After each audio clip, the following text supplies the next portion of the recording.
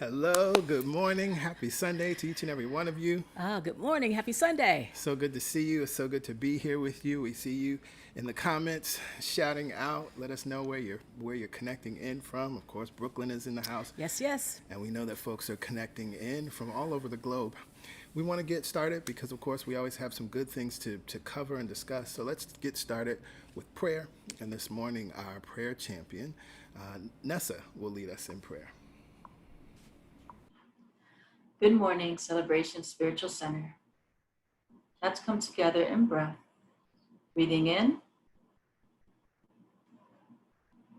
and exhaling. And one more time. Inhaling peace. And exhaling presence. We are here now. I am here now, knowing one mind, one power, and one presence that is all life and living. One divine source of all being, all doing, all movement.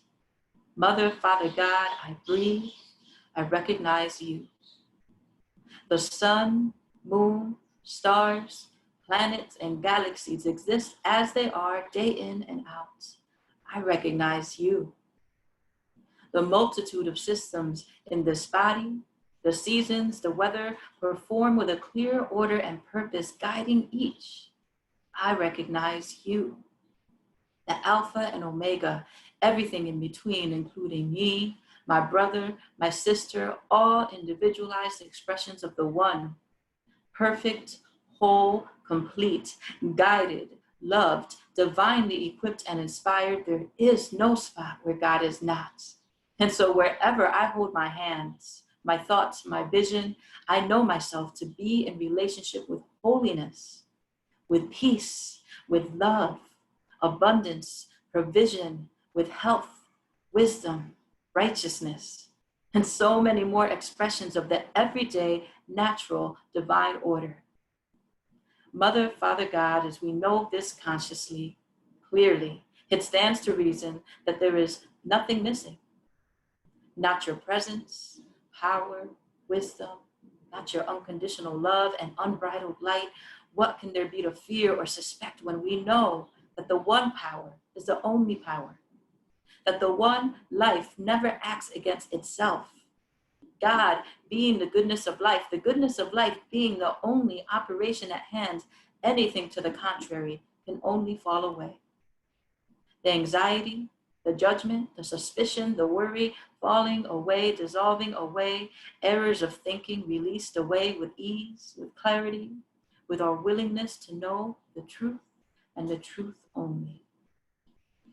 Here and now in this consciousness, we realize and affirm that all is well, that all that is needed for our best life and living is present in fully in each and every body, mind, and spirit, fully in our families, fully in our communities, fully in our cities and states and our governing bodies, fully here at Celebration Spiritual Center. Our pastors, members, partners, guests, glowing points of light all over the world at this very moment.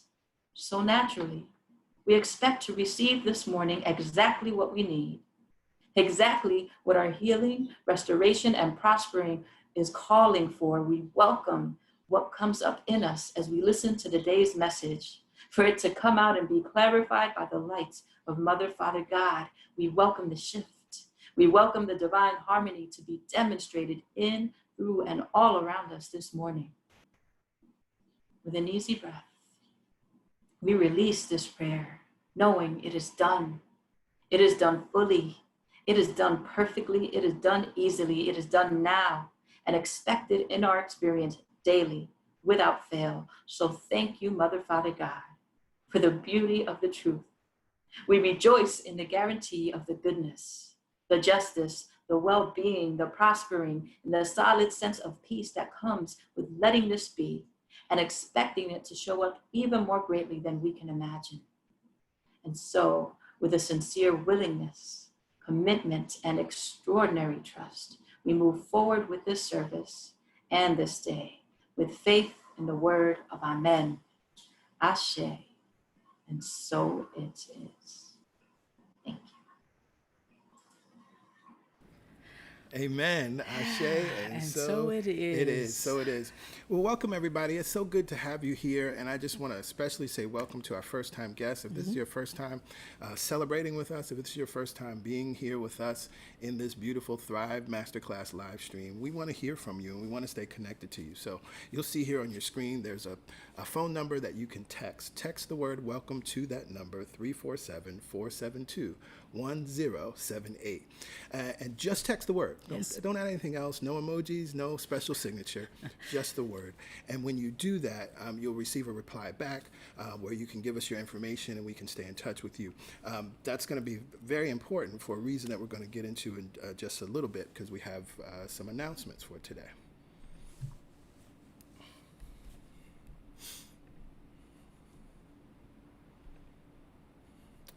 So the first thing that we want to make sure everybody knows is that as today is the third Sunday, today is God Talk Sunday. Mm-hmm. God Talk Sunday means that this is an opportunity for you to ask questions, to have a one-on-one beautiful interaction with us in a group setting, of course, because we recognize that many times New Thought principles sound good, they feel good, you want to work them, but you're not sure how to work the principles as it relates to something specific in your life. And of course, as we are still in the midst of a global pandemic, there are so many things and feelings and emotions that we're moving through. Many of us are still grieving.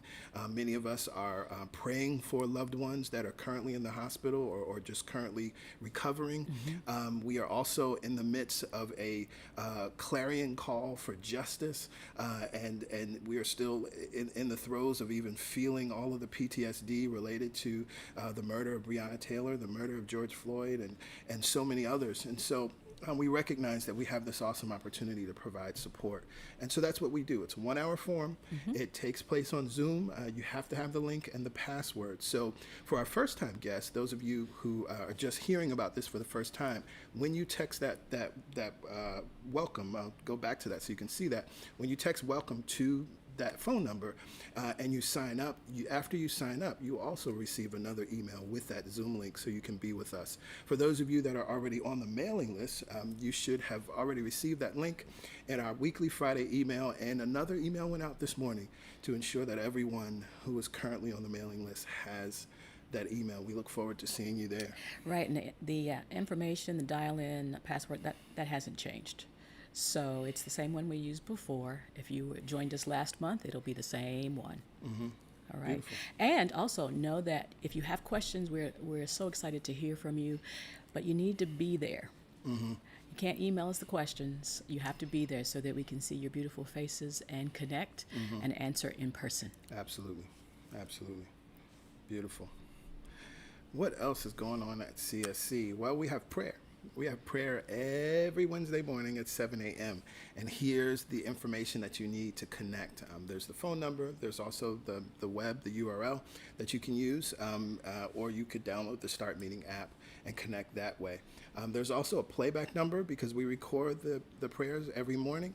And so you can listen to that prayer at any point in time, anywhere you are in the country, 24/7. That's available. So if you want to tap into the vibration of prayer later today, if you want to tap into the vibration of prayer tomorrow, you can use that playback number. You don't need an additional code. So when you use the playback number, just wait. It'll actually ask for a code, but you don't have to do that. Just wait, and the most recent prayer will start playing.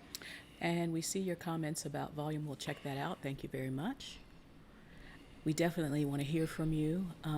We definitely want to connect with you on Wednesdays. So please join us. It's always a powerful opportunity to remember what is true for ourselves, for our community, and for the planet. So please join us on Wednesday morning. Awesome. Yes. And of course, if you have a prayer request, you can also email us and the Prayer Champions at prayerchampions@celebrationsc.org, and we will hold and know the truth with you. Know that when you send that prayer out and when you whatever that request is, see yourself releasing that prayer, right? Leaving your worries at the door, which which is what we do in person when we write down our prayer requests. And so, although you're sending it virtually, please hold that same consciousness that you're leaving your worry at the door, you're letting it go, making yourself available and receptive to inspired action, to inspired ideas, because Source is always speaking to you and through you and guiding you to the answers and the clarity and the shift that you desire. And the prayer champion team, all of us receive that information, that prayer request, and so we're all holding it for you so you can let it go. There's plenty of arms, plenty of love, and plenty of knowingness holding it for you so you don't have to hold it any longer. Yes, yes. Yes, yes. And so, in this moment, it is time to prepare for meditation, which will be led by PY. Oh, so good to be with you again today and to be in the vibration of meditation, contemplation, allowingness today. This month we have been thinking about and praying from and sitting with the vibration of I am free and I am safe. Freedom and safety go together. In consciousness, freedom and safety allow us to be and do and have whatever we want on the earth. And so we get the opportunity to sit in that vibration of knowing that we're safe and that we're free. Right now it feels challenging because it feels like our freedom is constricted on the planet due to the pandemic. A lot of our political freedom, it feels like, is restricted, a lot of policy in place. But we know that there is a place where we are completely at home, where we are completely free. And so we bring ourselves today to that vibration. I'm safe and I'm free. I'm safe and I'm free. And from this knowingness, let us close our eyes right here and right now. And find a comfortable seat wherever you are. In the freedom of your home, in the safety of your home. And settle in to that comfortable location, that comfortable feeling in the body. And with the eyes closed, we can explore comfort, safety, and freedom from the inside out. With the eyes closed, just notice where the breath is. Whether it is an elongated, expanded breath or a short breath. Breath, energy of breath is there. Just notice. And as we sit in the vibration of non-judgment of the breath, something beautiful happens. Softening, opening, safety, and freedom.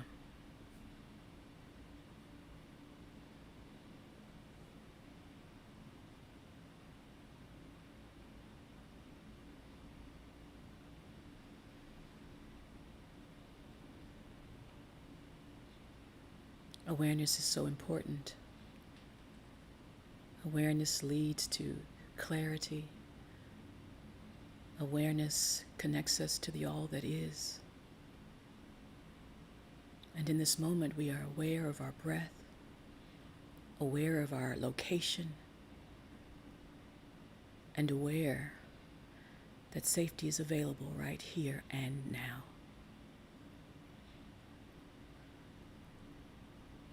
And so from this place of comfort and ease, let's take a little bit more conscious, aware control of the breath. Bring your mental focus, bring your energy to the low belly. And together, let's inhale into the low belly. Inhale. Hold it there. And open the mouth and release the breath or sigh it out.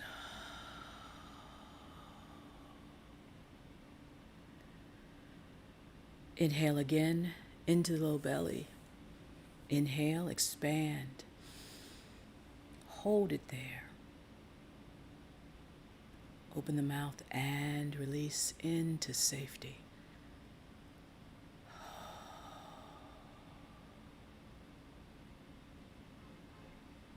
Now let's move that breath together. Inhale all the way in and up through the rib cage, expanding the rib cage, expanding the front, expanding the back. And release whatever feels unlike safety, unlike freedom. It's beautiful to practice that inhale, breathing in. We've expanded the low belly and the rib cage now. Hold it there. Open the mouth and release it all. Anywhere that you feel constricted, tight, unsure, unsafe. Now, moving the energy of the breath in through the low belly, up through the rib cage, up through the heart, expanding across the chest, expanding down the back. Hold it there and release. Again, conscious 3-point breath in and up and up and hold. And release. Now, a few rounds on your own. The most elongated breath you can feel and allow. Take a few rounds.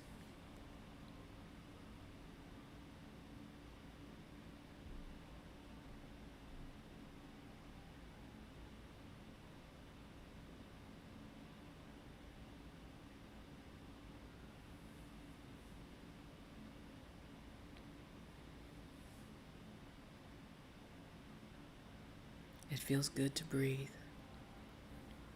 It feels good to allow the body to remind us that we're safe.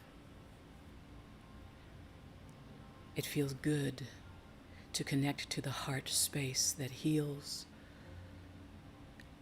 our body, the heart space that connects to the mind, that ultimately connects to the one mind. Feel that breath. Feel that safety.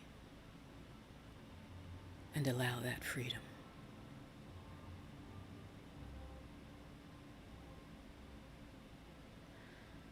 So let's take this energy of breath into the body so that it can relax even more.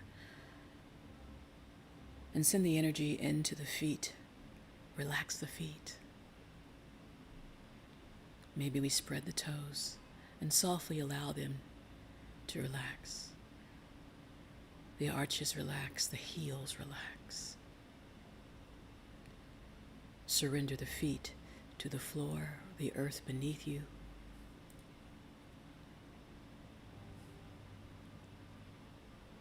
Energy flows across the ankles, up the shins and the calves. Relax the shins and the calves.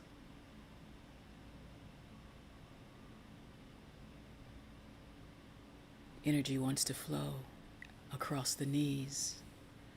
Allow it now. Relax the knees.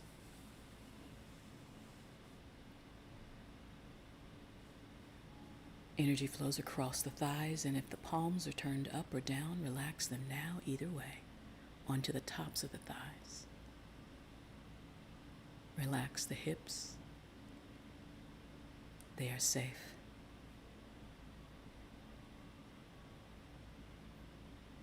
Energy gathered at the base of the spine, Kundalini rising in and through and up, activating each chakra all the way in and up across the heart.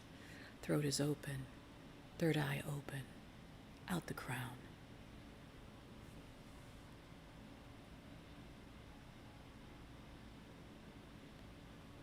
Imagine the collective energy of us all gathered above us. And since we're safe and free, we open to allow that energy to flow down. Down into our vessels. Across our shoulders, they relax. Down our arms. And out our fingertips.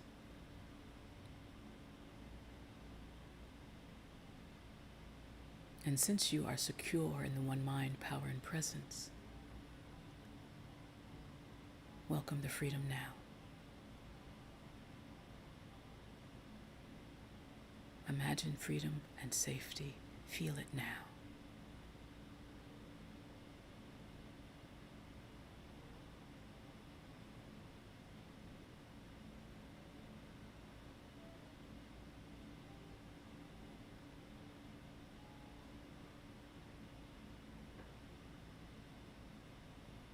And from this place of complete safety and ultimate freedom,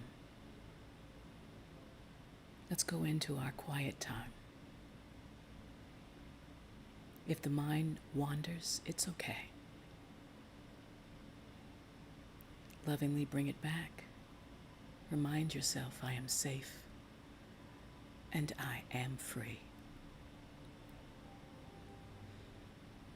I will monitor the time. You take the inner journey into safety, expanded awareness, and ultimately freedom now.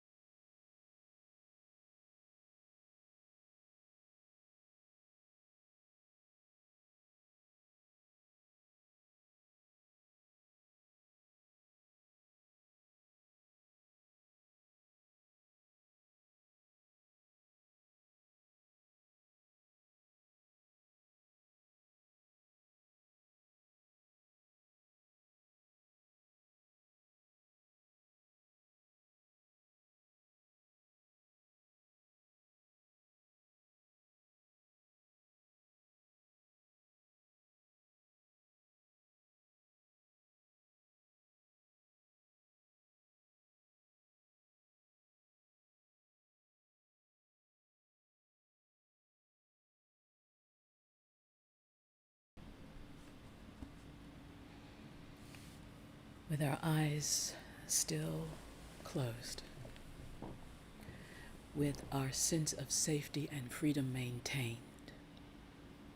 take a mental picture. Allow new pathways to be formed in the mind and transmitted through the body. With the eyes closed, we can bring ourselves back to this feeling at any time. We've established a new connection, a new knowing, a new understanding of our safety and that we are free.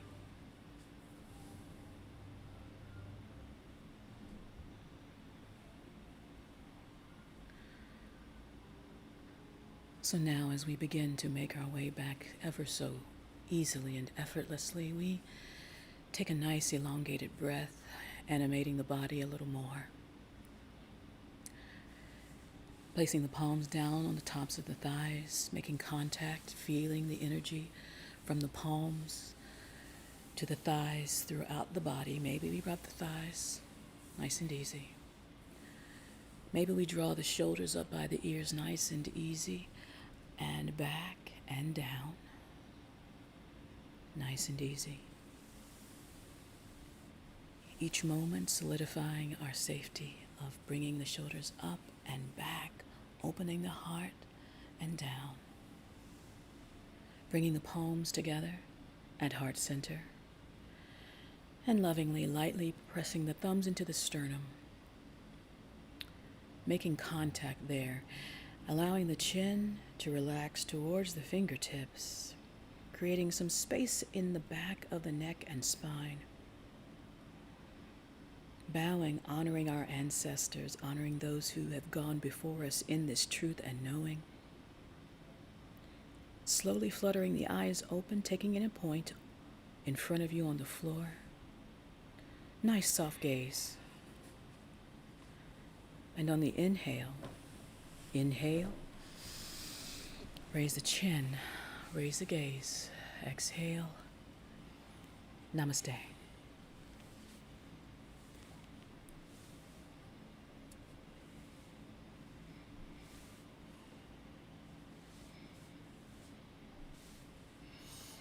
Namaste. Beautiful. Thank you, PY. You're welcome.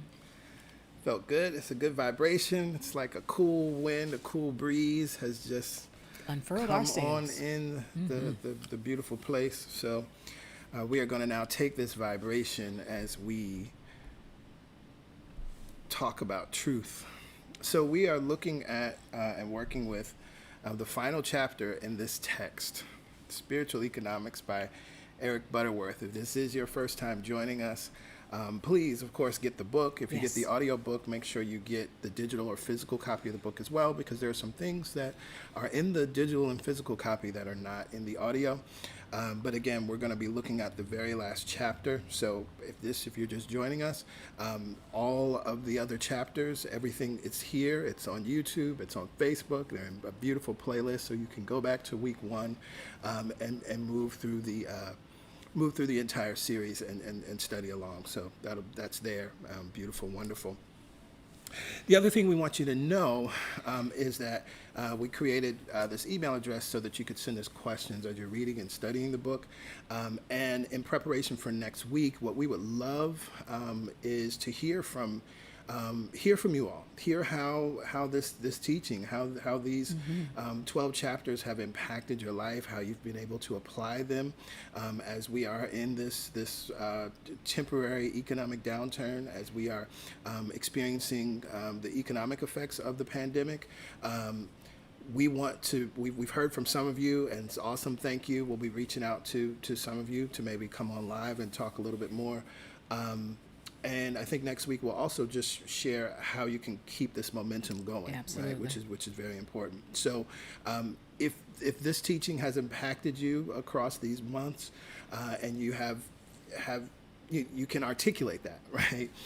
Please email us and let us know so that we can share that with everyone else, because I think that that's something that's very necessary, right? That this is not just information for the sake of information. Absolutely. This is not just knowledge for the sake of knowledge, but it is knowledge and information for the sake of digesting it, making use of it, and then demonstrating. Absolutely. I like to say, take it personal.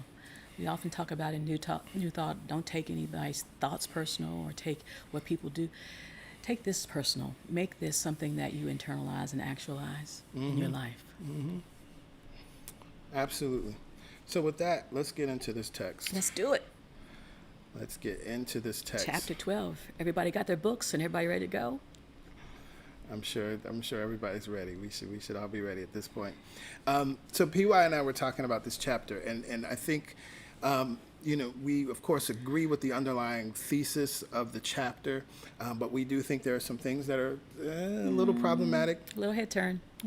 So we'll kind of dig into some pieces, and then also kind of not dig into some pieces because again we think there's some things that are problematic. But as we start with this first paragraph, it's important.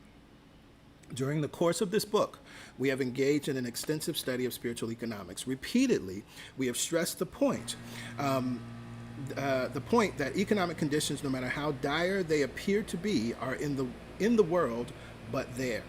What counts for you is how you deal with them in consciousness. When you begin to see things from the high perspective of the ever-presence of God's substance, you will be able to you will be in the creative flow of abundance, which will bless your life with sustained affluence, and it will go forth from you as a prospering influence in the world.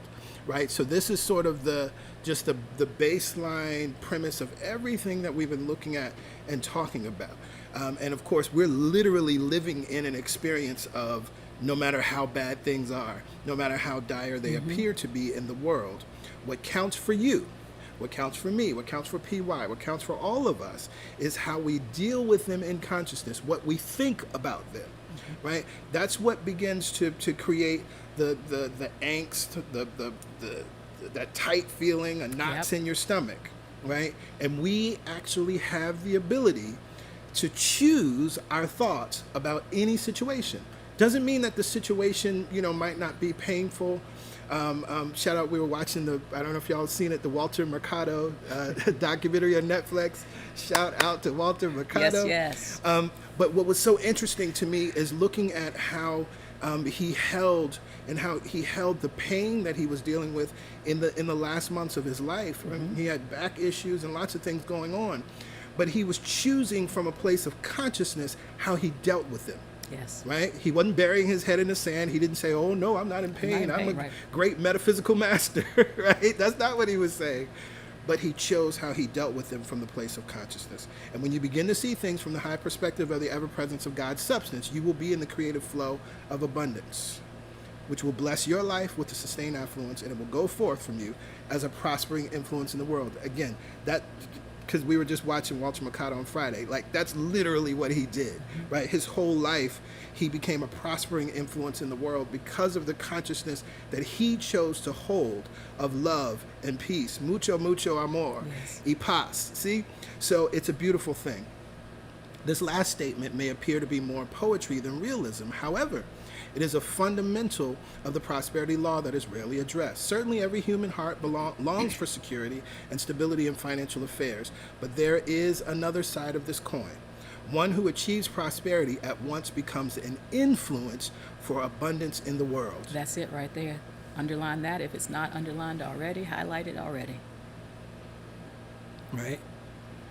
One who achieves prosperity at once becomes an influence for abundance in the world. And this is really the heart and the premise. If we take everything else away from this chapter, what Eric Butterworth wants us to understand, right? Again, even with some things that I think are problematic in terms of his point of view at the time that he was writing it.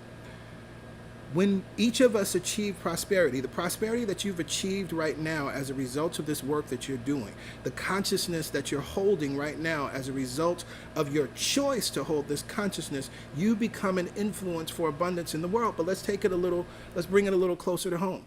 You become an influence for abundance in your household. You become an influence for abundance in your neighborhood. You become an influence for abundance in your community, in your state, in your nation, and then your world. And remember, we're defining prosperity not just in terms of money. Right. Right? Mm-hmm. So however you become prosperous in your thinking, in your consciousness, impacts the world. Right. If you obtain more peace, if you obtain more clarity, if you have harmony in your relationships, that's what we're talking about. Yes, if you have good health in your body, all of those things are what we're talking about when we're speaking of prosperity. Absolutely. And how can it not impact the world? There's only one mind, one power, and one presence available.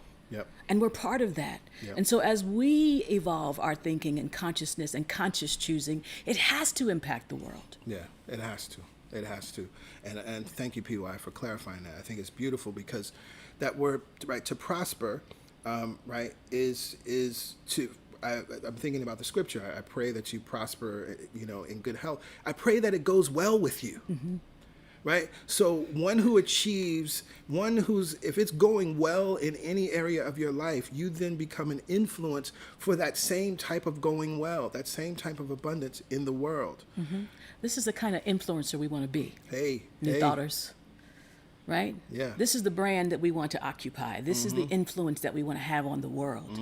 And so we won't waste our time trying to influence what other people have on. We'll influence what they think and how they think. Absolutely. Absolutely. And so he says, right, Jesus touched on this when he said, when I am lifted from the earth, I will draw all men to myself. We will discuss this in greater detail later on in this chapter. We all live and do business in the world, so it is not easy to maintain a high level of faith. In this time of mass communications, we are all exposed to a steady barrage of doom and gloom from forecasting economists who use very convincing business statistics and economic indicators. We would do well to listen to Paul. Do not let the world around you squeeze you into its own mold, but let God remold your mind from within. Remold my mind from within. That's an affirmation right there. Remold me. Right. Remold my mind from within. Yeah, that's a prayer, right? And the affirmation, I remold my mind from within, right? I'm choosing to remold my mind. You know, this is Ernest Holmes. I love because he uses the analogy of molds. If you read the 4-part introduction to the science of mind, and it's one of the most, I think, succinct ways of thinking about it, right? That there are molds. The world is telling a story, right? The world will always tell a story, varying stories. Those are all molds. And life, which is ever-giving substance, simply fills those molds. We have the opportunity to either create our own molds from within, or we're going to utilize the molds that are out there with varying results. And those people that seem to have the most impact, those people that we love and admire, did that or do that. They create their own mold in consciousness. John Lewis created his own mold in consciousness. Yes. And he lived from that place until the day he transitioned. Yep. It's important to impress yourself often with the great reassurance of the unity principle, which we repeat here, slightly paraphrase. Wherever substance is at all, the whole of substance must be. And because substance is omnipresent, the whole of universal substance must be present at every point in space at the same time. Remember, God neither comes nor goes. Yes. It is right here, right now. And I use the word it very specifically, right? My God talk is very specific in the sense that God is the I am that I am. God becomes any and everything that is needed. So the whole of anything, oh my God, the whole of anything you could ever need is right here, right now. At every present at every point in space at the same time. If you were in a country or a city that you had never been in, but you needed some help, the help that you desire is present right where you are. You know, wait, it doesn't matter where I am. At any point, present, space, or time. Doesn't matter where I am. If I'm on the moon, God is there. Yes. If I'm in Mars, God is there. If I'm in Timbuktu, God is there. The whole of God. Universal substance that will become the answer, that will be the healing, that will be the clarity, that will be the genius, that will be the peace. Will be the safety, will be the freedom. Yes. All of that is right there. Yes. Oh my goodness. This is fundamental spiritual law. When you really know yourself as a spiritual being, you experience the fulfilling of the law, which rushes, streams, and pours into you in terms of substance and supply, and all that is required for your success. When Jesus said, I came that you may have life and have it abundantly, he was saying that the breakthrough he had made into infinite mind prepared the way for what Emerson called an inlet that might become an outlet to all there is in God. It is in this consciousness that we can say, many times I have been broke, but I have never been poor. There may be times when you do not have sufficient money, but you can never be separated from the all-sufficiency of God's substance within. That's the key. Yes. See, that's what Paul was talking about when he said, I can do all things through Christ that strengthens me. Y'all have heard me say this before, but I think it can never be said enough, that scripture is completely misused. I can do all things through Christ that strengthens me. It's used as a superhero scripture, right? It's used like, oh, I can leap tall buildings in a single bound, right? Oh, I can run, I can do amazing things because Christ is strengthening me. And that's not what he was saying. Because if you look at the preceding verses, he talks about an experience of life. He talks about having and not having. He talks about being rich and being poor. He talks about being well-fed and being hungry. And what he recognized is that he can move through any experience. I can do all things. I can endure all things. I can move through all things because I have a recognition of this presence, this consciousness called the Christ that lives within me. That is why we can say, yes, there may be times when you do not have sufficient money. You ever been there? Yeah, a couple times. Okay. There may be times when you do not have sufficient money, right? You got more month than you got money in the account. Hello, somebody. But you can never be separated from the all-sufficiency of God's substance within. See, again, through Christ that strengthens me, right? You can never be separated from that. And so what Paul was saying, he said, I learned this, that I can do all things because there's something that's permanent in the midst of the impermanence of having more than enough and the impermanence of seemingly not having enough. That's the truth right there. That's the truth. And when you operate from that truth, everything begins to look different on the outside. Opportunities open up. It feels like some miraculous, magical thing, but it's just law. It's just the way it works. And when we're operating from that grounded, centered knowingness, we easily move on the earth, no matter what the external conditions. Yeah. There's a life situation going on. That's my problems, that's my worries, that's my doubts. And then there is life. Yep. Life is the all-sufficiency that is always moving us in the direction of our good. Life is the well-being that we all live, move, and have our beingness in. Yes. That's life. Yes. My life situation can change from day to day. Yes. And does. Absolutely. Absolutely. And so what do I connect myself to? My situation or to life? Right. So, of course, not knowing this fundamental spiritual law, businesses do fail and people do go hungry. If you get caught up in the negativity of the times, read the gloomy stories of unemployment and business failures and watch the television documentaries dealing with mass starvation in other parts of the world, you could well react in fear and in anxiety. One minister, borrowing the last three words of the classic movie Bridge Over the River Kwai, announced as his sermon title, "Madness, Madness, Madness." The sermon was a negative forecast of world hunger and despair, pointing to the vague hope of an afterlife and how in some far-off paradise things would be made right. In Orthodox Christian theology, the afterlife is a heaven of the skies where there are golden streets and presumably riches for all. It is almost beyond comprehension how this heaven up there became so rooted in the religious thinking of the Western world, especially since Jesus clearly located it. The kingdom of heaven cometh not with observation, for behold, the kingdom of God is within you. In the Gospel of Thomas, we hear the words of Jesus. He said, if the kingdom of heaven is in the sky, then the birds precede you. Right. Right. So, he was saying, this is silly. Like, if y'all think about it, if it's up there, then the birds are going to get to heaven before you. Or even in our consciousness now, as we understand the cosmos a little better, then the stars precede you. Right?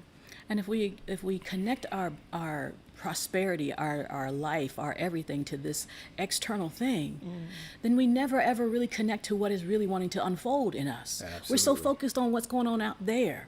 Now, we're not saying that there's nothing happening out there. Let's be clear. There are conditions. Yeah. It is how we respond to those conditions. Where is this kingdom? Or are you waiting for your kingdom when you die? Bob Marley said it. Most people think great God comes from the sky, take away everything, make everybody feel high. But if you know what life is worth, you will look for yours on earth. Yes. This is where we create heaven. Yes. Jesus was not talking about a place in space, but a dimension of our minds. And he was saying that within every person, there is limitless life, limitless substance, and open access to infinite intelligence.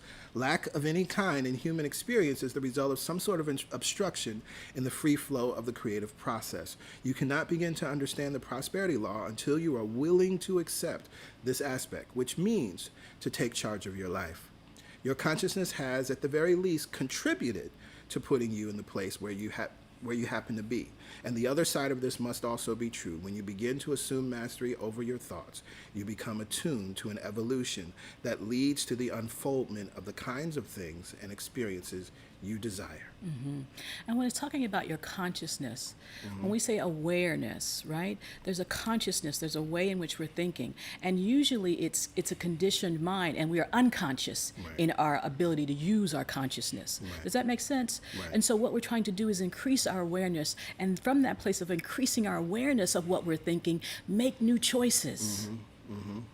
And then that is the new point. That's the new point for reality for you. Absolutely. The questions are frequently asked, but is it possible for everyone to enjoy prosperity? Is there not a limit in the universe? These are logical questions from a purely human perspective.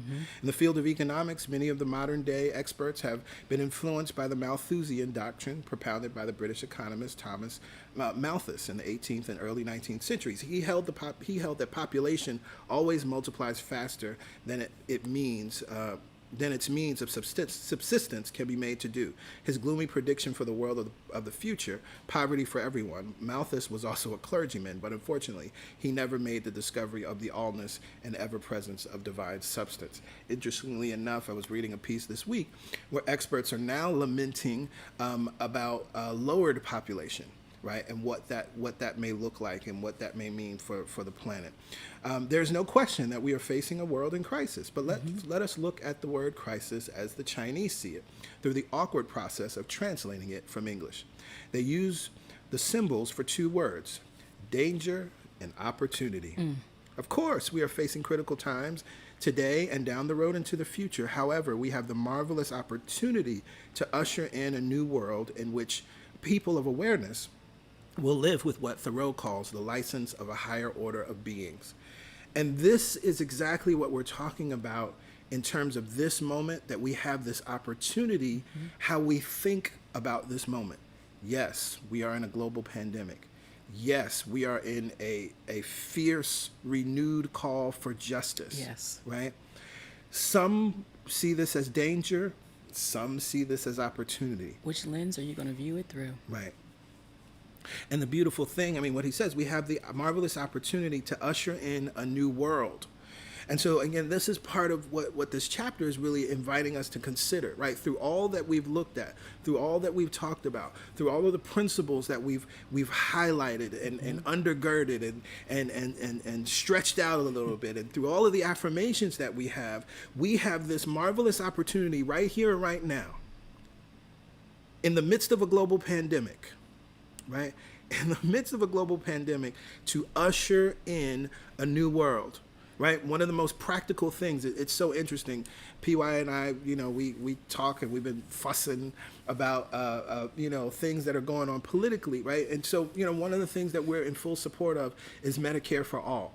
And when I say fussing, we would listen to the debates last year, we would listen to some of the candidates, and it was mind-boggling that the idea of Medicare for all, people kept saying, well, how are you going to pay for it? Well, this doesn't make, well, people don't really want this, right? They like their health insurance. Right. It made no sense to me. And then we enter this moment of the global pandemic where millions of people were no longer employed, lost their jobs, and because their health care was tied to their job, they no longer have health care in the midst of a moment where if you get sick, the hospital, and God forbid have to go to the hospital, you're going to get this crazy bill, even just to get tested, right? And so wonderfully, Congress acted, and testing is free. Money. All of a sudden, this money came out of nowhere, right? All of a sudden, there was an extra $600 to, for folks that were unemployed. So we recognize that, one, the money's always been there, right? So that was an invalid question. But two, we highlighted through our own experience the very reasons why universal health care or Medicare for all is necessary. Because we should never as a country, we should never as a people, because this doesn't happen in every country, right? There's beautiful infographics out there that show that, like when the pandemic began, how many people in other countries lost their health care. And it's like 0.0000 for all of these countries. And there's millions of people in the United States. And so we have this awesome opportunity. It's like, okay, maybe some people needed to actually see it. And experience it from this perspective. And now they realize, and I know there are some people that have changed their tune, right, on an issue like that. That, oh, wait, yeah, we do need Medicare for all. Right. I never considered, why that's a problem, that everyone's health care is tied to their employment. Because if for whatever reason this wasn't, you did a bad job and you got fired, right? This wasn't even the company started doing bad and so they had to close. This was something that was outside of everyone's conscious control. What do we do, right? And so it's a beautiful opportunity. It's a beautiful opportunity to understand this, that we have this wonderful moment to usher in a new world, even in the midst of something unwanted, like the pandemic. So we begin to view crisis as an opportunity for change. Crisis as an opportunity for change. And so that takes all the heat and all the fear out of it. Change is just change. Change is always happening. Yep. But if there's something in front of us all, which it is an opportunity for change. Yep. And you know, life reflects this. When we think about the murders of our dear brothers and sisters, right? Their death cannot be in vain, right? And we live in that consciousness of knowing that. I mean, even the idea of strange fruit, you know, and understanding that seeds come from fruit, right? And so we can just, you know, let these murders just be something terrible that happened, or we can take the seeds and plant them, right? And recognize that something we can grow and nurture something brand new from it. Right? And that's absolutely what's happening in this moment, right? That's absolutely what's happening in this moment. I love what how he goes into this next piece. I won't read it all, but he talks about this idea that, you know, this type of consciousness, this type of thinking really should be taught from an early age, right? This idea of a spiritual universe and our own unique relationship to it. Not talking about teaching religion, right?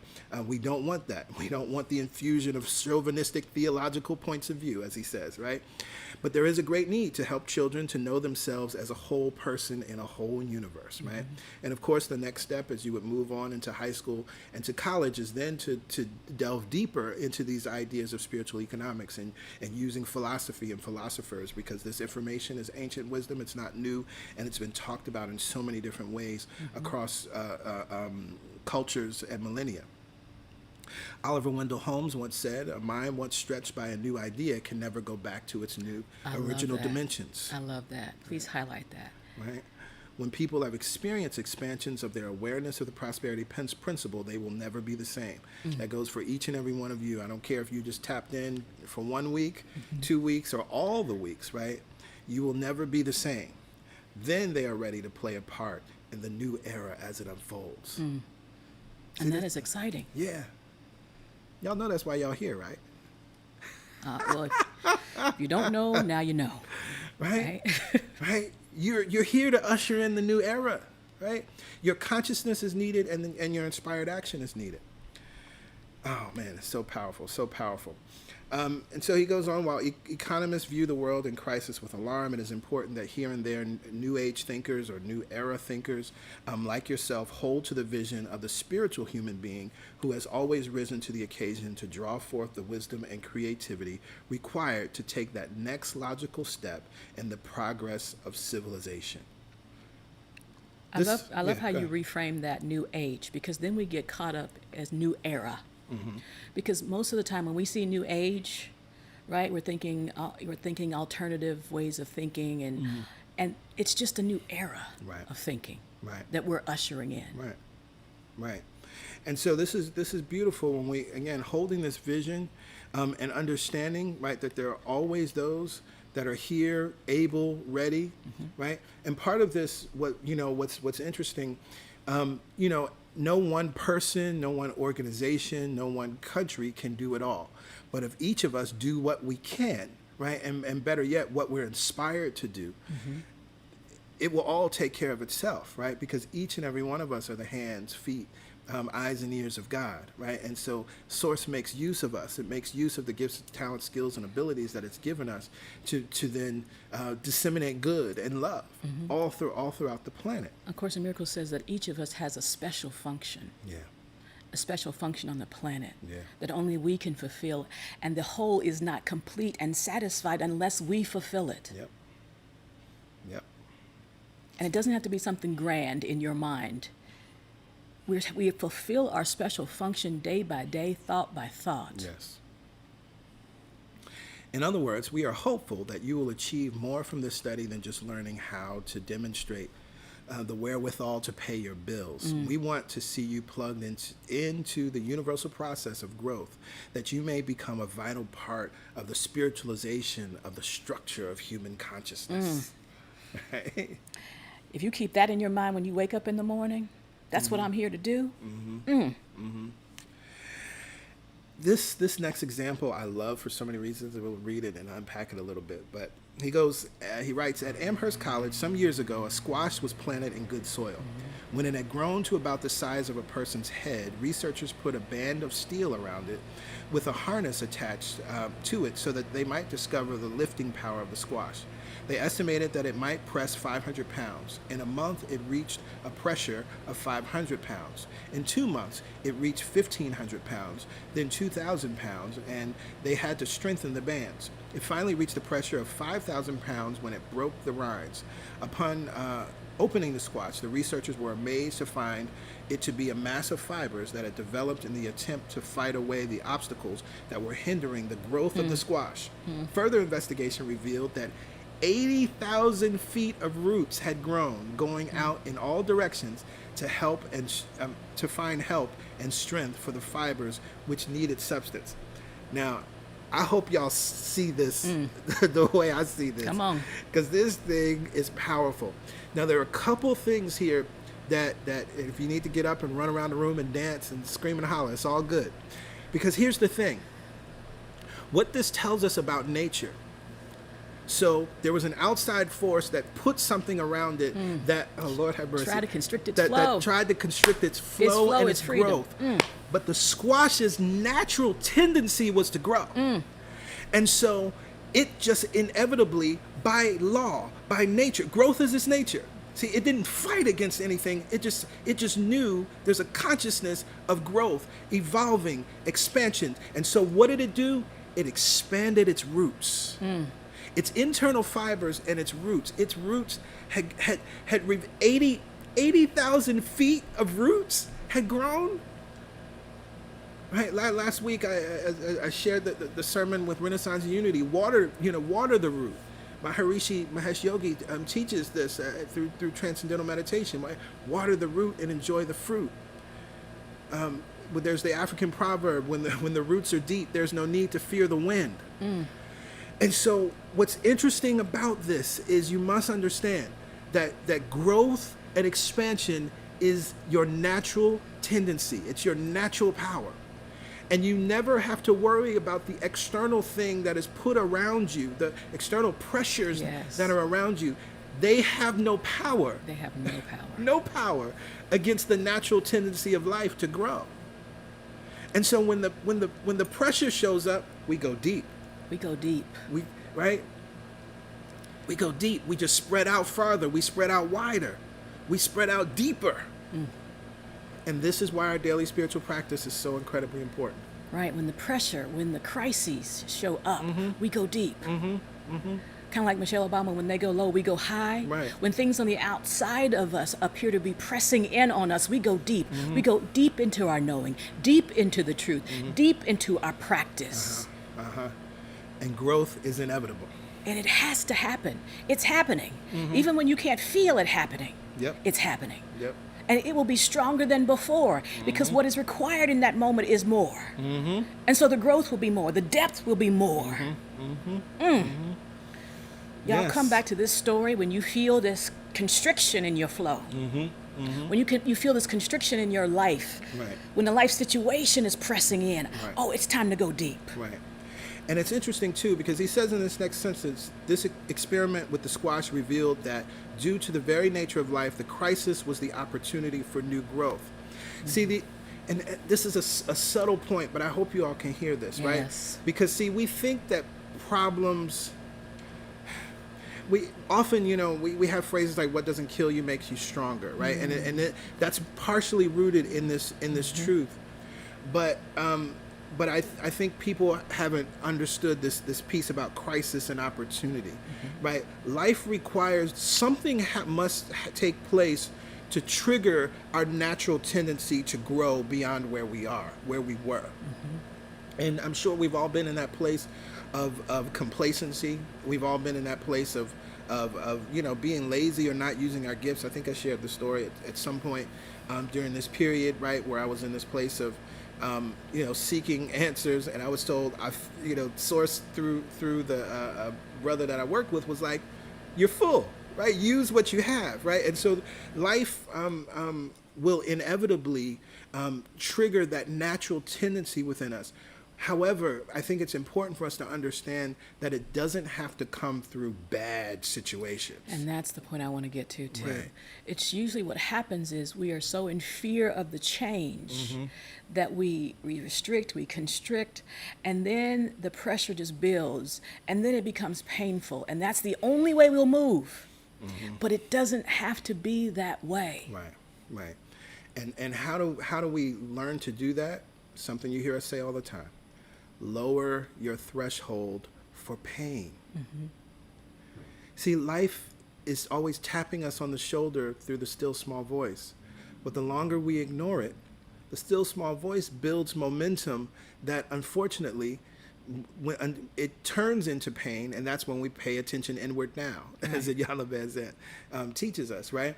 So if you lower your threshold for pain, the moment something doesn't feel right or seems a little weird or uncomfortable, check in. Check in and change. Right. Check in and change. Right. Check in and change. Right. Right? Right. It's not, and that's the other piece. It's not that God in the universe is punishing you or torturing you or testing you. Testing your resolve and how long can I stay in this bad thing? Right. It's not that at all. No. It's saying, oh, you're ready. Right. Right. The roots are deep. Now expand. Right. Right. The deep pain just means we have not been paying attention. That's all. And ideally, the lesson from that will be, oh, I'm going to pay attention in the future, right? The reason why we say lower your threshold for pain is because we've lived in the other place, right? Right, where we had a high threshold for pain, and unfortunately, spiritually and physically, as people of color, this is something we have to learn, right? It just feels like it's in our DNA. Unfortunately, because it was a survival technique, right? But that was then. Right. This is now. Exactly. That was then. This is now. And so when that threshold gets too high, just tell yourself that was then, right? Honor those who survived. Yep. That was then. Yep. This is now. How am I moving forward now? Yeah. I know my roots are deep. Yeah. I know that my ancestors knew something that kept them moving forward, but that was then in the way that they dealt with it. This is now. Yeah. And this now moment sets up the next for the next generation. Yeah. We're not only here to respond to crises, we're here to establish a new vibration on the planet for Black people. Yeah. Yeah. Yep. Take that in. Absolutely. Beautiful. He goes on, it is almost as if, because it needed added power to break the bands, it mobilized every means available to accomplish it. We see the same process at work in nature's evolution. For instance, the giraffe developed a long neck because it needed to reach the edible leaves of the tall trees that grew in its natural habitat. Birds developed their amazing homing instinct because they needed it to enable them to migrate from one part of the world to another and safely return home. And when we face life, with that robust faith, we can know that we will develop the keys to peace and plenty because we need them. And economic crisis, too, is the opportunity for growth. Right? It's interesting. I think this is one of the reasons that, businesses are established, in the midst of sometimes uncertain times or economic downturns. It's because all of a sudden it's like, oh, this is needed right now, right? And it comes online. I saw something just this week about a sister who, started baking bread in the pandemic, as so many people did. But apparently her bread is the super, bread, right? Yeah. And so now she literally she has her own business outside of her home. She's in a wonderful kitchen and selling delicious bread, right, and baked goods. That wasn't in her mind right now, pre-pandemic, right? But it's a beautiful thing. It's what was needed, and you develop the keys to peace and plenty. Right, and her mold obviously was different. At some level, she understood and she tapped into this crisis is creating an opportunity for change. What can I bring? What's available? She didn't just say, oh, I have this great bread. The resources flowed to her because her focus was on the opportunity. Yep. Yep. Absolutely. Absolutely. He goes on, psychologists estimate that not one person in a million is living up to the best which is in him or her. Are you?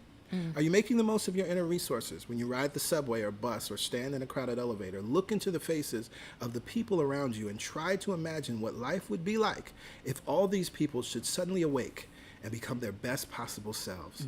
Then look in a mirror and reflect on this same thing. Can you imagine what your life would be if you could realize your full potential? Now, we must hear this. This is not to discourage you in the awareness of how far we have to go, right? Oh, I'm not there yet. If I lived up to my full potential, I'm not. No, this is not what we're talking about. This is not shame and blame. The important thing to know is that civilization is just beginning, and the best is yet to be. The great wisdom of the ages still lies undiscovered in the depths of humanity's inner self. The great capacity for health and eternal life still lies untapped within our own life potential. This is one of the things that excites me about the full conversation around the Green New Deal, for instance, right? I talk about this often, right? It's a vision for a new world, right? It's a vision for everybody has a job, right? It's a vision for everybody has a job that pays a living wage, right?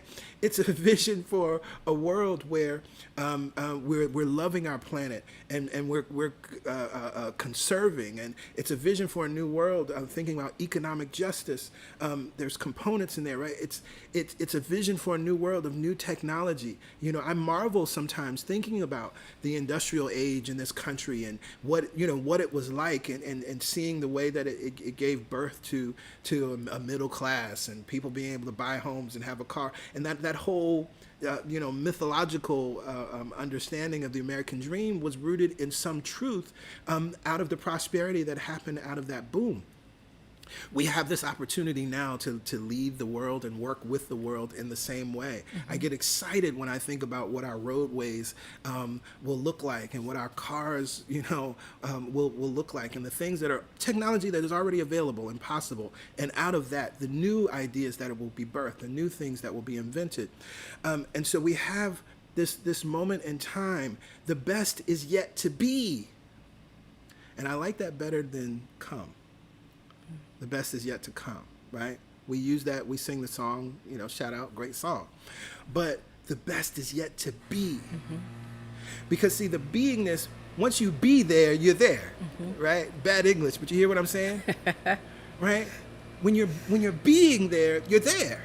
Right? But the best is yet to come. It's still like this fleeting, it's coming. It's out there. It's out there. We got to reach out for it. We might get there. I don't know. But if I'm in my beingness, right, I take a step in my beingness and I'm there. Lord have mercy. I take another step in my beingness and I'm there. Right? There's no carrot. There's no stick and carrot out there. There's no hoops I have to jump through. Yep. I just dig my roots in deep. I know where I am. I know what I stand on. I know who and what I be, and then I move. Yes. The best is yet to be. Right? And there is a beingness. Again, I'm speaking these words very deliberately, right? When we're talking about a vision for a new world and calling in a new world, right? The best is yet to be United States of America. Yes. Right? The best is yet to be.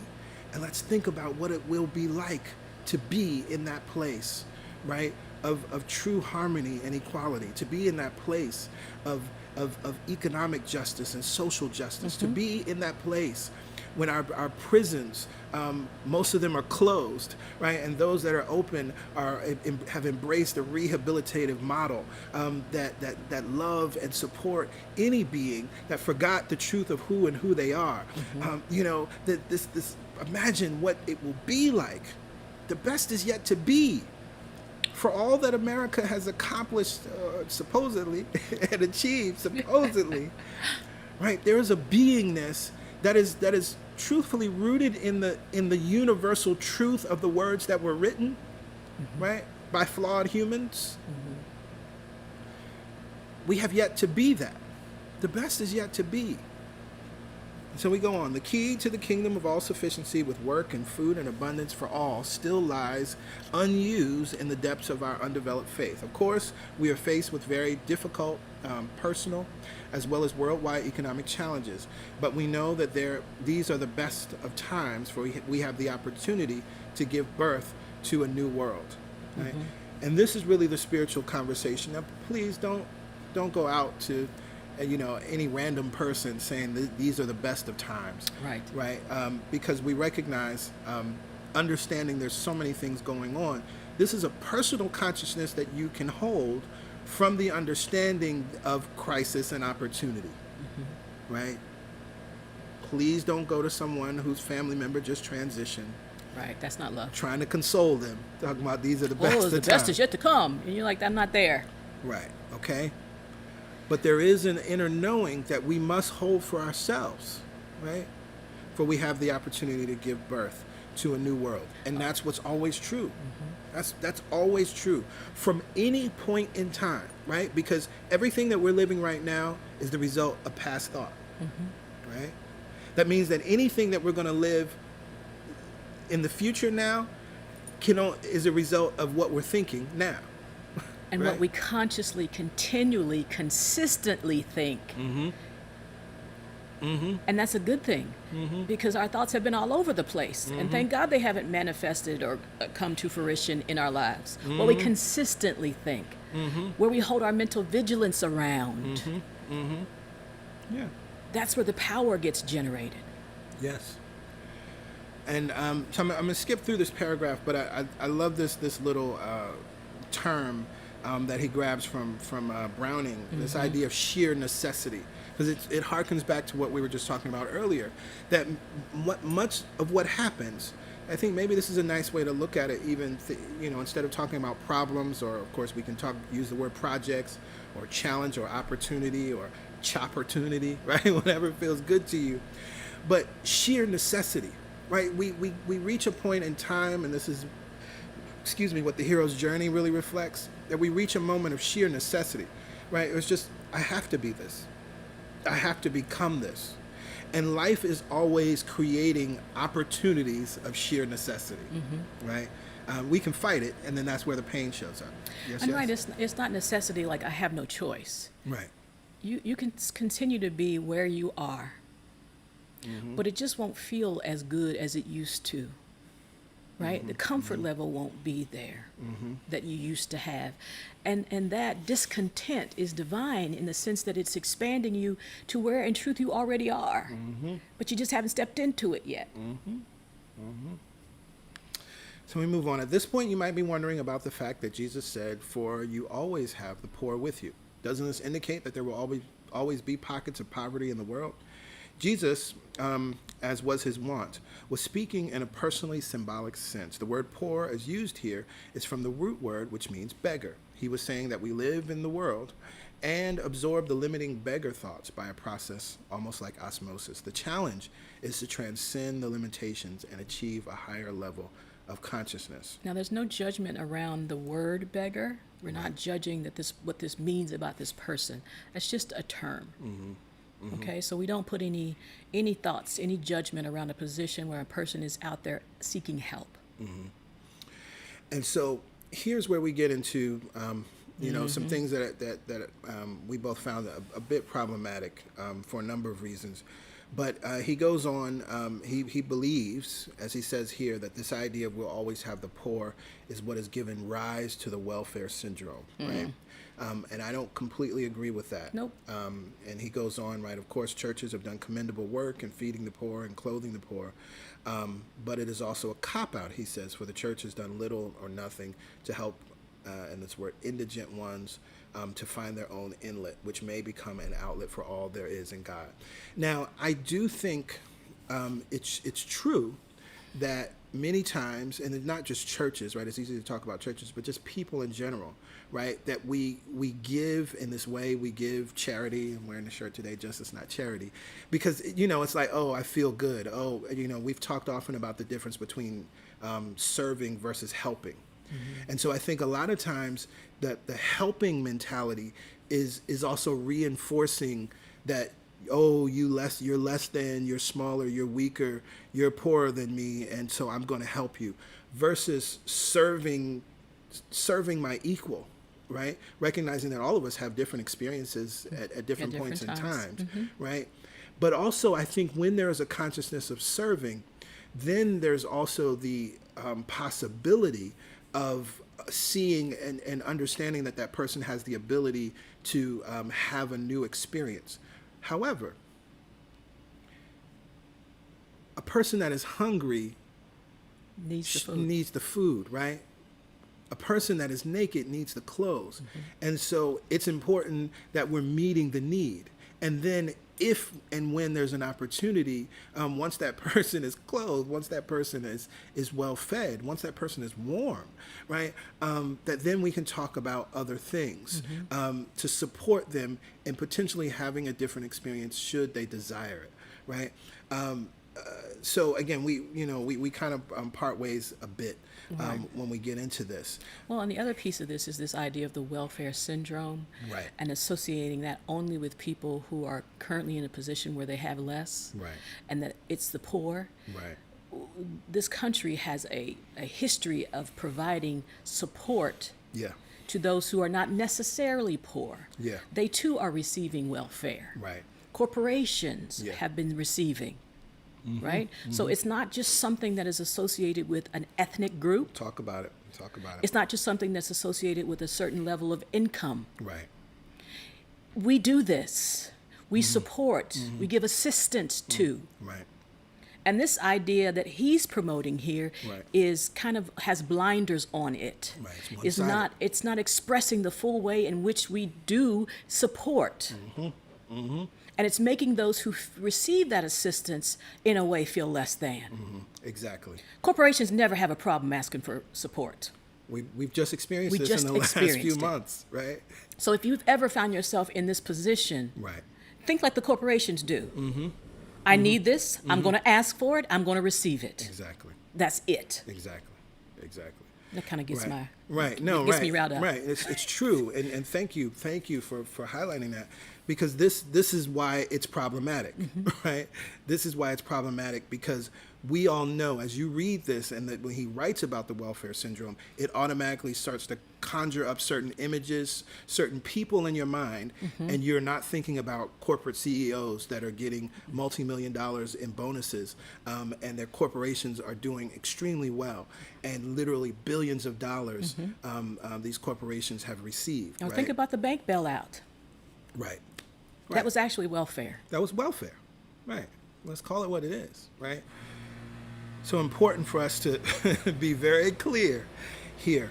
Now he makes another point, and I have this highlighted. People must not only engage in the practice of the presence of God, but they must also know that the kingdom of God, which is at hand, is a realm of substance that is omnipresent and omniactive. Religion must ultimately help all people to get into the creative flow of healing life, guiding intelligence, and limitless supportive substance, right? And so, it's interesting, right? When you think about the mission, vision, and purpose of CSC, right? Equip humanity to live their greatest lives and serve all creation, right? Those two aspects of our mission means that looks many different ways. Sometimes that means giving money to organizations. Sometimes that means we all come together and rally and the work that we did to support our brothers and sisters in Puerto Rico, and tangibly and shipping things over, right? Sometimes that means teaching a prosperity class for free, right? Whatever it looks like, there are different ways for us to do it, and so we're very conscious as an organization that we're about equipping humanity and we're about serving humanity, and then that is what brings the inspired ideas. Absolutely. Right. That's definitely what brings the inspired ideas. And if you're a student of the Course in Miracles, you'll hear the word help throughout the text. It's the same as service. It's that same idea. It's just a different word that came through at the time. It's real. And so he uses this example, which is helpful. But again, there's so much context that's missing when he talks about this group of folks that were supposedly deemed unemployable because they had been unemployed for so long. But by taking them through a program which supported them in changing their consciousness, then many of them were able to actually find jobs, because we recognize, right? And part of it is just it's inevitable. I don't know about you, but I've been in a situation where I was looking for a job for a long time, right? And those first few months, you're like, yeah, I'm all in, and you're feeling good. And after a while, interview after interview, I was telling PY a funny story about. I remember interviewing one summer. I was in the hot subways of New York. I got on this hot suit. I didn't have a towel or anything. I'm just sweating, and I still have more interviews to go through. Like it's tough. It feels really bad. So part of that, then you start to, your self-esteem lowers. Your thoughts about yourself, your positive outlook starts to change, and so you need someone or something to support you in recharging, right, and developing that new positive momentum, and that's what happened for these folks. But what's what this thing suggests is that all you have to do is just support people and pulling up their bootstraps, and everything will be okay. And unfortunately, that's just ignorant, right? It's ignorant because it doesn't allow for and recognize the ways in which Head Starts have been established in this country. It doesn't even begin because all of those people in that situation still didn't get a job. It doesn't begin to address or even consider that some people, just because of their name, they didn't receive a phone call. Right. Some people, even though they had more qualifications and more degrees, because it may have been assumed that they were a person of color, they didn't even get the call, right? Or, and I've had this happen, my name you don't assume that I'm a black man, but then when I show up, they're surprised, right? We did the phone interview, they're loving me, we come in for the next one, and then a black man walks in, and they're like, wait, oh, you're Greg, right? So, there's so many other things going on. I wish we could just say, pull yourselves up by your bootstraps, right? I wish we could just say that just change your consciousness and affirm and positive delusion, right? And all will be well. But we recognize there's so many other things going on. Right. And so that's why we just got to add that context to it. This idea of bootstrapping in the way that he's talking about it, in the way that many people who are in positions of power talk about it, forgets who made the boots. Lord have mercy.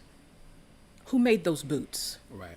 Who established, who made the boots? Right. That you get to put on and walk around in. Who established the economy, who worked for free. Yep. It doesn't take any of that into account. Nope. It doesn't take into account any of the policies that have been created to support those wearing the boots. It doesn't take any of that into consideration. We're not opposed to pulling ourselves up, but even those who are in positions of power have had help. Yeah, always. Always. Always. Always. And we don't negate our help. We don't forget our help either. How about it? I'm just going to move forward a little bit. And he does say, right, I highlighted, it's not to say that the poor are responsible for the condition of poverty, right? That's important, but I'm just going to move forward.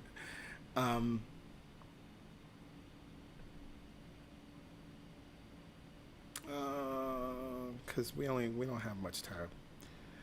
Oh yeah, see, oh man, there's so much here. Because right, he uses this horrible example when he says, perhaps we should look back and see how we got to the present state of affairs. Our American forefathers were not unlike the followers of Moses in their flight from Egypt. Our people wandered in deserts far wider than Sinai.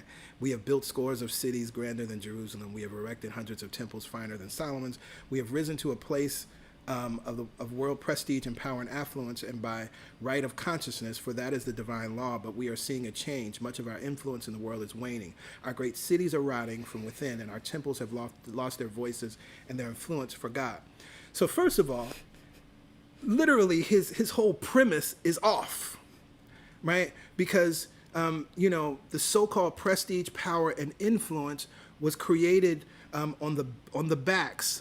The foundation of it is slavery, right? And so actually that's part of the reason for the waning, right? Because there has never been repair for something that took place, right? And so it's inevitable that until there's repair, until there's truth, until there's reconciliation, until there's healing, the United States of America can never actually experience all that it promises to be. Right. So this foolish mythology about, our American forefathers were like the children of Israel, right? Who, according to the story, were enslaved and escaping enslavement. Sadly, you read through the story, you go to Joshua, and now Joshua and them are enslaving people, right? Right. So that posturing of othering Right. and making subservient never serves anybody. Right. And so we just need to wipe that off the planet. Right. We don't exalt it. We want to wipe that part of consciousness out. Mm-hmm. We want to use these crises as opportunities to change all of that thinking around othering, around separation. Right? Right. And so it is interesting when he chooses to use the words of the prophet Haggai.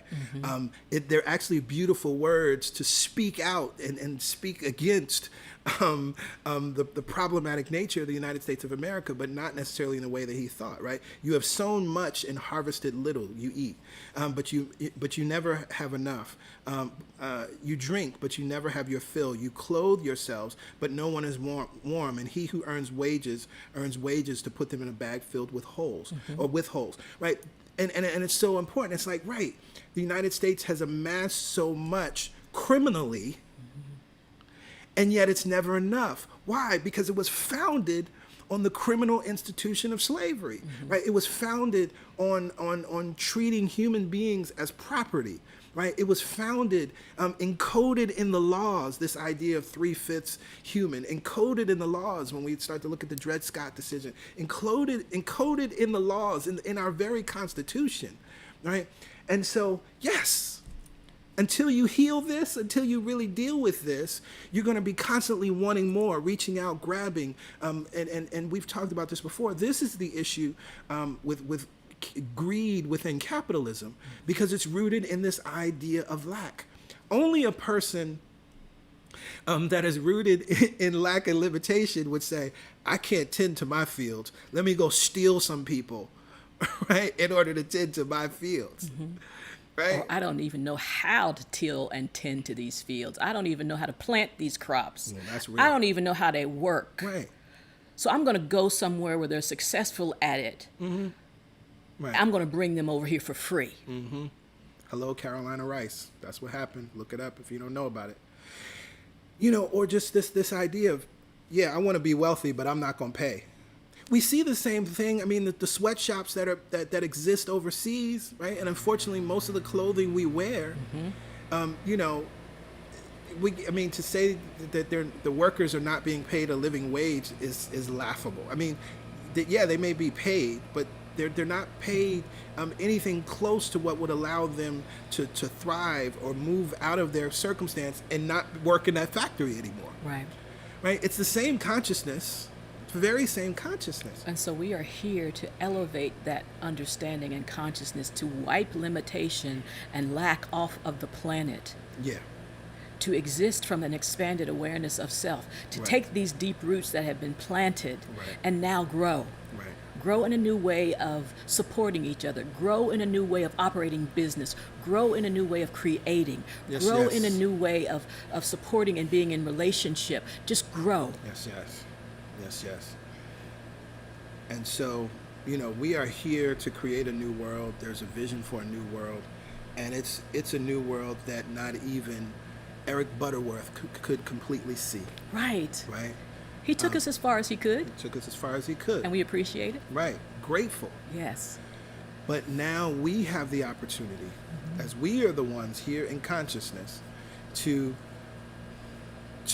conceive of what justice and equality looks like, to conceive of what the prophet Isaiah talked about when he's writing about the lion laying down with the lambs, and when he writes about the prosperity of the land and everyone having enough, right? Every valley will be exalted, right? And every mountain and hill will be made low, right? There won't be any more mountains. There won't be any rough side in the mountain to climb up or climb over. No more struggle, yeah. There'll be nothing to overcome, right? Deep in my heart, I do believe we shall overcome, but there will become a time where there's nothing we have to overcome. Yes, the all mountain we're doing has is been thriving. All we're doing is thriving. And so we are grateful for this consciousness and for this teaching. We're looking forward. Next week is going to be a week to celebrate, right? We're going to celebrate what we've embraced and what we've learned. And most importantly, it's, so often, and we kind of talked about this in the very first week, so often we just, read, taking it, oh, that was awesome. And we don't digest it. We don't take it in. We don't begin to live it. We don't make it a part of our DNA. And we've been very deliberate about ensuring that we're doing that through this process. So the next piece is we need to reflect on it. Yes. Right? We need to write down clear.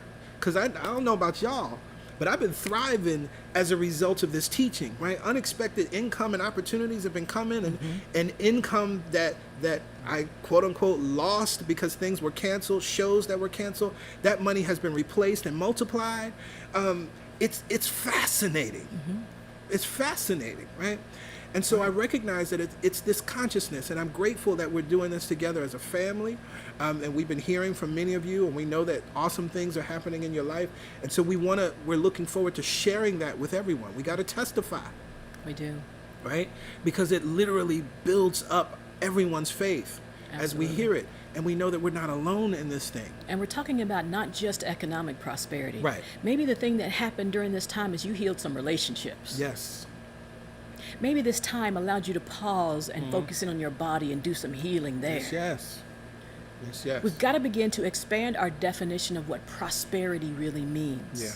The abundance and affluence that we're talking about in every area of our lives. Not So just real. one area. Not just one area that has dollar signs Right. associated with it. Right.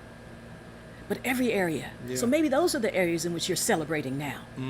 You're testifying now. We want to hear those as well. Absolutely. It's true. It's true.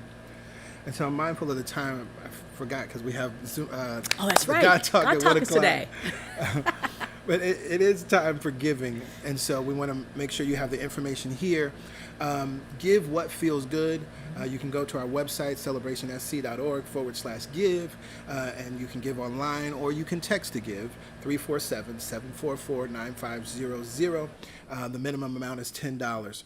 And we live in this vibration because we've been talking about giving as it relates to spiritual economics, to think give, in the same way that we talked about serving versus helping. But when we think give, we give from the place of having. And that's how we find our joy number, right? We don't think give from what we wish we could give, or what we thought we would be able to give, or what we used to give, or what we think is expected of us to give. But we give that number, that amount that brings joy to our heart and our mind, because out of joy, you reap joy. Absolutely. Maybe your joy number has increased as a result of this. Yes. That's good too. Yes. Absolutely. And so when we give in love, when we give in joy, we know that as we give, we receive. It's all coming back to us. And we affirm that all the money that I use returns to me multiplied. In a never-ending cycle. Of increase. And enjoyment. Yes. And so with that, we take a very joyous offering. We love you all. We appreciate you all. Again, the God Talk happens at 1 p.m. So for any one of you, if you are just joining us, you want to join the God Talk, and you're not on our mailing list. If you're on our mailing list, you've received an email on Friday and today with the Zoom information, the link and password. But if you're not already on our mailing list, just text the word welcome to this phone number, 347-472-1078, and enter your information. You'll automatically receive an email with that link. It's the only way to join us in the God Talk. Absolutely. With that link. And if, many times people try to reach out to us during this time between God Talk, we will not see and be able to respond to those inquiries. So just text welcome and get the email and join us at 1 o'clock. Yes. Love y'all. We'll see many of you at 1 o'clock. Otherwise, we will see you live next Sunday. All right. Bye for now. Bye for now.